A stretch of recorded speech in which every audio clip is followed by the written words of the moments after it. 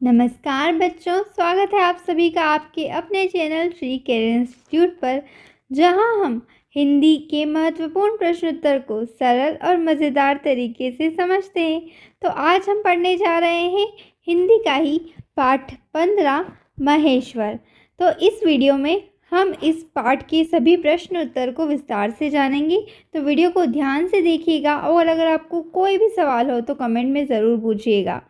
Video को like करके अपने दोस्तों के साथ शेयर करना ना भूलिएगा। चलिए तो शुरू करते हैं इसके अभ्यास कार्य को। इसके अभ्यास कार्य में सबसे पहले है बोध प्रश्न, जिसमें पहला प्रश्न है निम्नलिखित शब्दों के अर्थ शब्दकोश से खोजकर लिखिए। तो यहाँ पर संस्कृति, इसका अर्थ होगा आचरणगत परंपरा। पुराविद यानी प्राचीन इतिहास आदि विषयों की जानकारी रखने वाला। सर्वोत्तन्मुखी यानी सभी तरह का। ठीक है। अब यहाँ पर प्रागैतिहासिक, इसका मतलब ये होता है कि जो इतिहास लिखे जाने से भी पहले के इतिहास से संबंधित कोई भी चीज़ होती है उसको। ठीक है। फलक यानी पटल या तख्ता। अलंकरण यानी सजावट। पुरातात्विक यानी पुरातत्व संबंधी। उत्तरदायित्व यानी जिम्मेदारी। पाषाण यानी पत्थर। उत्खनन यानी खुदाई। अवशेष यानी वह जो बचा रहे। ठीक है। अगला प्रश्न देखेंगे। निम्नलिखित प्रश्नों के उत्तर संक्षेप में लिखिए। यहाँ मैंने लिख रखे हैं महेश्वर का प्राचीन नाम क्या है। तो यहाँ क्या की जगह में लिखना है माहेश्वरी अथवा माहिष्मती।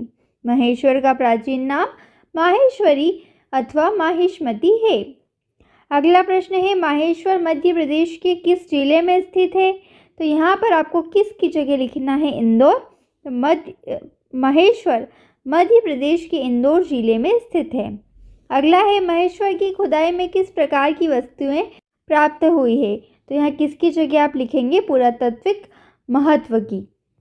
ठीक है। अगला है हेय साम्राज्य की स्थापना किसने की थी। तो किसने की जगह आप लिखेंगे कीर्तिवीर्य सहस्त्रार्जुन ने।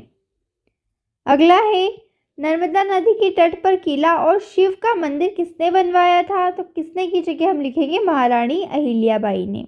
और पूरा ही प्रश्न में से आपको लिखना है। ठीक है। अगले प्रश्न की ओर बढ़ेंगे। अगला प्रश्न हमारे सामने है, प्रश्नों के उत्तर हमें विस्तार से लिखने हैं। चलिए लिखते हैं। यहाँ पर मैंने लिख रखे हैं निम्नलिखित प्रश्नों के उत्तर विस्तार से लिखिए। पहला है सहस्त्रार्जुन के वध का क्या कारण था। तो उत्तर होगा महेश्वर नगर को सूर्यवंशी राजा मांधाता ने बसाया था। उनके बाद इस नगर पर कीर्तिवीर्य सहस्त्रार्जुन ने अपना आधिपत्य जमा लिया था। उसका साम्राज्य हेय कहलाया और इस नगर को अपने साम्राज्य की राजधानी बनाया था। सहस्त्रार्जुन ने परशुराम जी के पिता ऋषि जमदग्नि का वध कर दिया। इसका बदला लेने के लिए भगवान परशुराम ने सहस्त्रार्जुन का वध कर दिया। इसके बाद यह स्थान इतिहास में के गर्भ में खो गया। इसमें कुछ गलतियां हैं, गर्भ में खो गया। ठीक है। यहाँ पर भी आप सही कर लीजिएगा, सहस्त्रार्जुन है। आगे देखेंगे हम महारानी अहिल्याबाई के किन किन कार्यों से महेश्वर प्रसिद्ध हुआ। तो उत्तर होगा इंदौर की महारानी अहिल्याबाई ने महेश्वर को एक बार फिर से प्रसिद्धि प्रदान की। उन्हें यह स्थान बहुत ही प्रिय था। उन्होंने इस स्थान पर नर्मदा के तट पर एक किला और भगवान शिव का विशाल मंदिर बनवाया। यहाँ स्थित पवित्र शिवलिंग महेश्वर के नाम से प्रसिद्ध है। मंदिर में महारानी अहिल्याबाई द्वारा प्रज्वलित अखंड दीप में यहाँ आने वाला प्रत्येक दर्शनार्थी घी डालकर स्वयं को धन्य समझता है। महेश्वर धार्मिक, पौराणिक, पुरातात्विक, सांस्कृतिक और ऐतिहासिक संपदा से संपन्न है। महारानी अहिल्याबाई ने मराठों के शासनकाल में यहाँ सुंदर घाटों, मंदिरों, धर्मशालाओं तथा भवनों का निर्माण कराया। इस काल में महेश्वर का सर्वतोन्मुखी विकास हुआ। यह नगर रेशमी साड़ियों के निर्माण के लिए भी बहुत प्रसिद्ध है। अगला देखेंगे महारानी अहिल्याबाई को लोक माता के रूप में क्यों याद किया जाता है? तो इसका उत्तर होगा, महारानी अहिल्याबाई ने महेश्वर नगर का सर्वतोन्मुखी विकास कराया। उन्होंने ही इसे प्रसिद्धि प्रदान करने के लिए महान से महान कार्य किए। नर्मदा के तटों पर सुंदर घाटों का और मंदिरों का निर्माण कराया। यहाँ का किला और शिव मंदिर बहुत ही विशाल है। इस मंदिर में दीप ज्योति निर्नार जलती रहती है। इस दीप को महारानी अहिल्याबाई ने स्वयं प्रज्वलित किया था। यहाँ पर देव दर्शन के लिए आने वाला प्रत्येक दर्शनार्थी परम शांति का अनुभव करता है। लोग प्रातः व सायं पवित्र जल वाली नर्मदा में स्नान करके नर नारी आरती की मधुर ध्वनि ओम नमः शिवाय के मंत्र में डूब से जाते हैं। यहाँ का वातावरण पवित्र है। यह प्राकृतिक सौंदर्य से भरा है एवं मनोहारी है। इस सब के लिए वे महारानी अहिल्याबाई के ऋणी हैं, इसलिए उन्हें लोक माता के रूप में मानते हैं। अगला देखेंगे,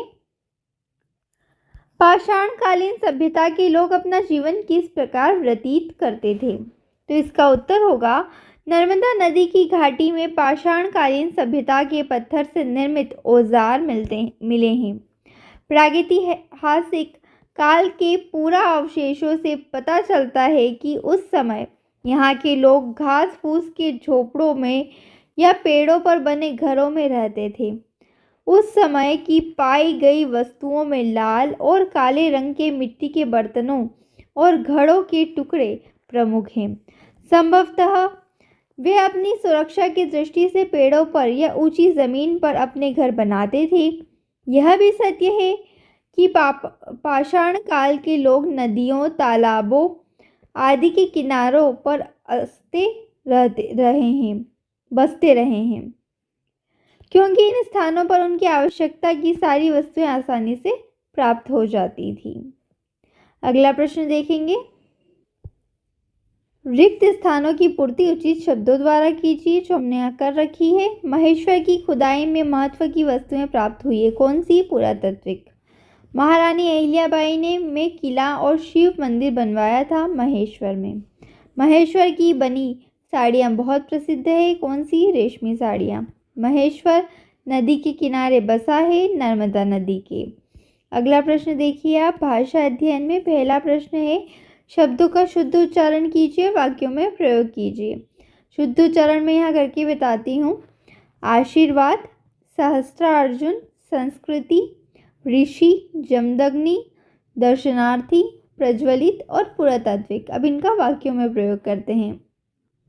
देखिए यहाँ मैंने इनका वाक्यों में प्रयोग किया है। आशीर्वाद का क्या हो जाएगा? देव दर्शन करके उनका आशीर्वाद प्राप्त करते हैं। सहस्त्रार्जुन ने ऋषि जमदग्नि का वध कर दिया था।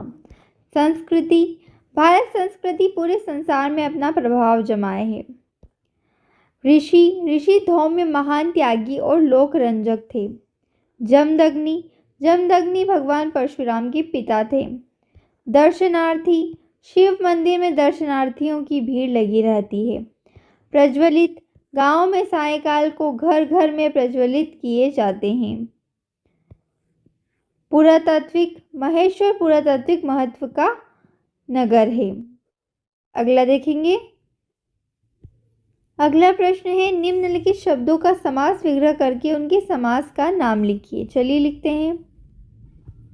देखिए, लोक माता, लोक की माता, तत्पुरुष समास।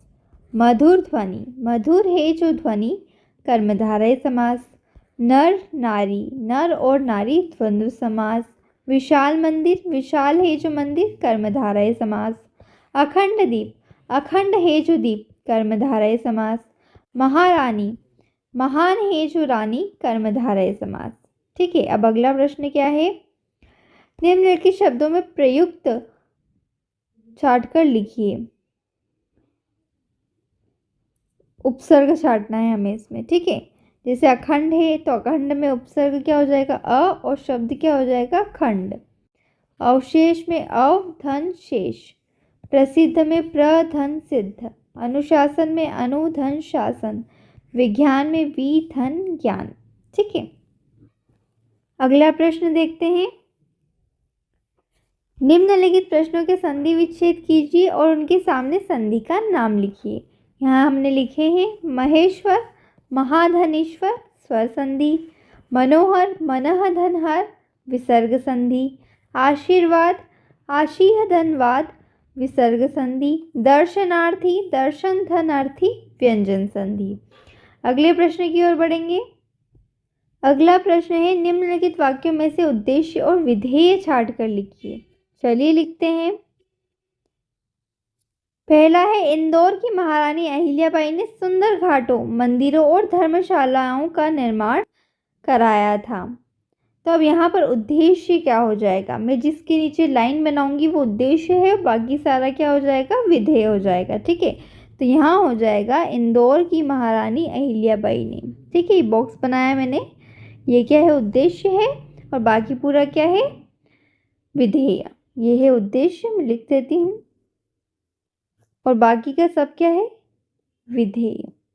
ठीक है, अगला बढ़ेंगे। पाषाणकालीन सभ्यता के औजार नर्मदा के घाटों की खुदाई में मिले हैं। तो यहाँ पर क्या हो जाएगा? उद्देश्य पाषाणकालीन सभ्यता के औजार। ठीक है, और बाकी क्या हो जाएगा? विधेय।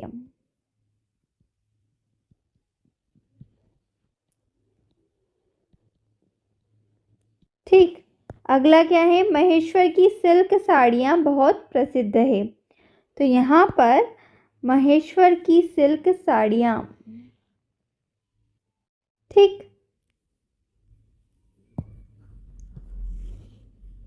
ये हो जाएगा आपका उद्देश्य, और बाकी सारा क्या हो जाएगा? विधेय। अगले प्रश्न की ओर बढ़ेंगे। सही जोड़ी बनाइए। वाक्यांश है और शब्द है। प्राचीन काल से संबंधित क्या होता है? तो वो होता है पुरातत्व। ठीक है, हम जोड़ी मिला देंगे। अगला है, धर्म से संबंधित क्या होगा? धार्मिक। संस्कृति से संबंधित सांस्कृतिक, बहुत आसान है। इतिहास से संबंधित ऐतिहासिक, और पुराणों से संबंधित पौराणिक। ठीक है, तो इस तरीके से हमने जोड़ी मिला दी, और ये बहुत ही आसानी से हमने कर लिया। तो बच्चों, मुझे उम्मीद है कि आपको यह वीडियो पसंद आया होगा और आपके सभी सवालों के जवाब आपको मिल गए होंगे। अगर आपको यह वीडियो अच्छा लगा हो तो इसे लाइक शेयर ज़रूर करिएगा, और अपने दोस्तों के साथ शेयर करना मत भूलिएगा। अगर आपको कोई भी प्रश्न हो तो कमेंट में ज़रूर पूछिएगा, मैं आपके हर सवाल का जवाब देने की पूरी कोशिश करूँगी। चैनल पर नए हो तो चैनल को सब्सक्राइब कर दो, ताकि आपको सबसे पहले मेरा वीडियो मिल जाए। तो मिलते हैं अगले वीडियो में, तब तक के लिए पढ़ते रहिए, सीखते रहिए और आगे बढ़ते रहिए।